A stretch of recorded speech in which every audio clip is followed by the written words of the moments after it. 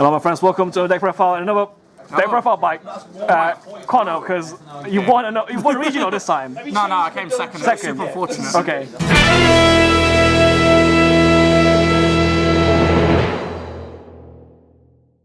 With Spyrals this time, right? Yeah, I was playing Spyral. Yeah, new format? Yeah, so in the last deck profile, I said that I expected Spyral to be the best deck of the format. Spyral was starting to get anti-spell fragrance with the Curious Griffin combo. Yeah. So I'm not quite sure I want to play that yet because it does nothing against what I personally think is going to shape out to be the best deck in the format. Right. Spyrals, you think it's going to be the best one? Okay. Yeah. You were correct. Yeah, definitely.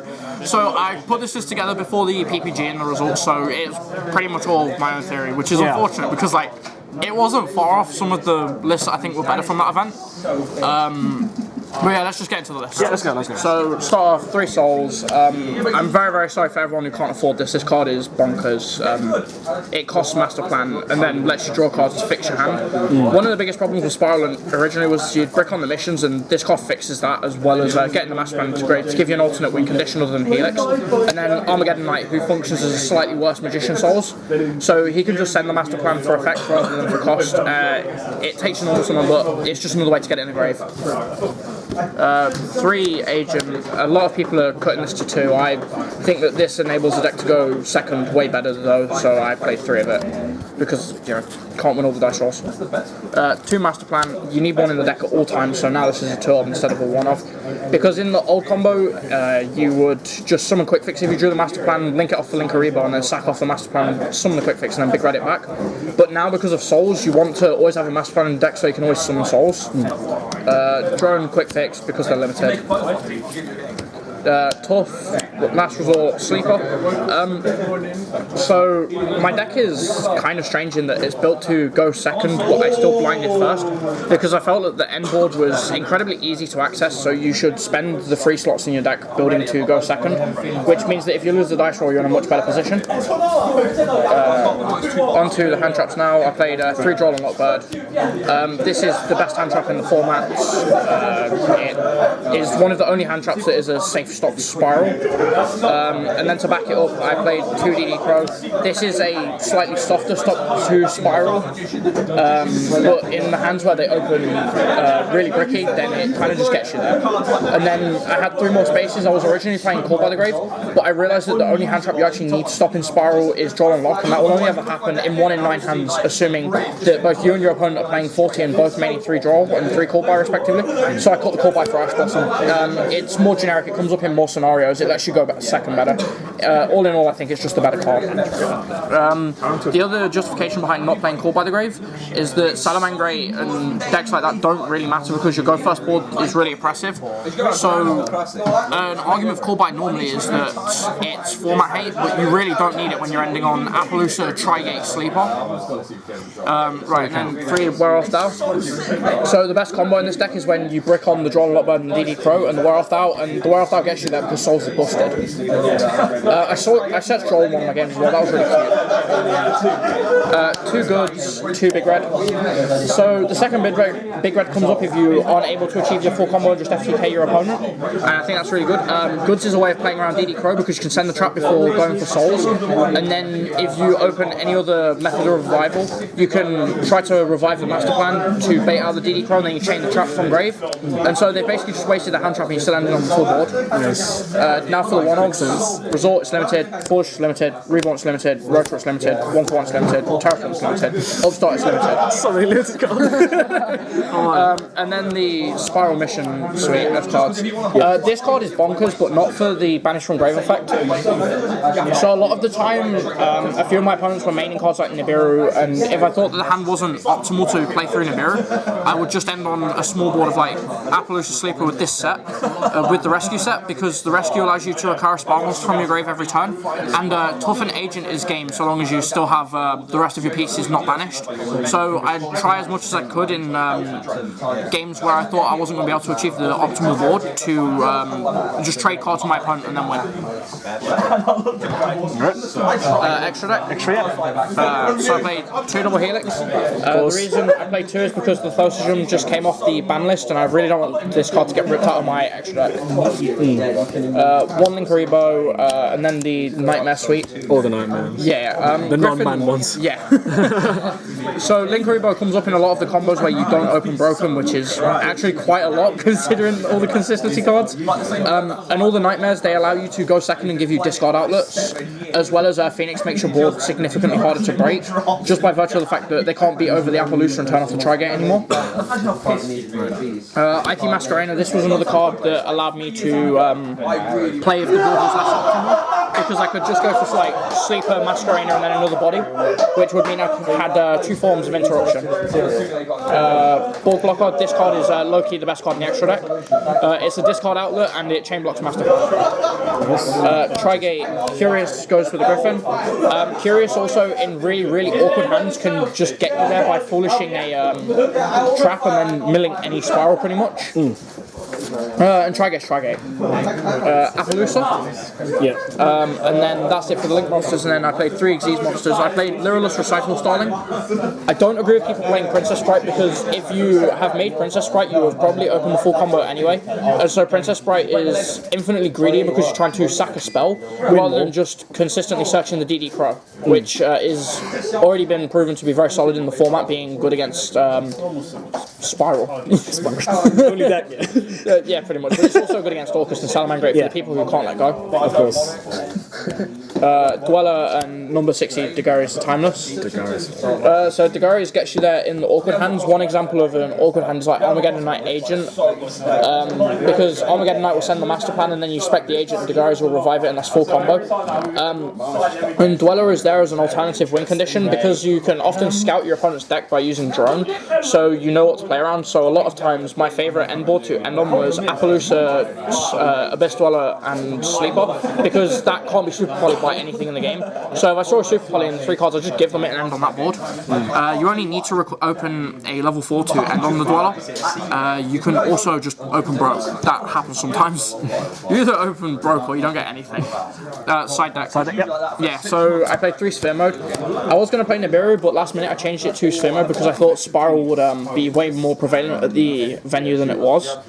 And this card also answers Pendulum, which looking at the Steven Trifonowski's topping list from old ban list when he was playing the Endymion, I thought that deck would be way more represented than it was. And I thought that Nibiru is not great because Spyral can just play through it, whereas they can't play through getting sphere moded, and they can't really kill you on the follow-up because they don't have enough resources left to do it.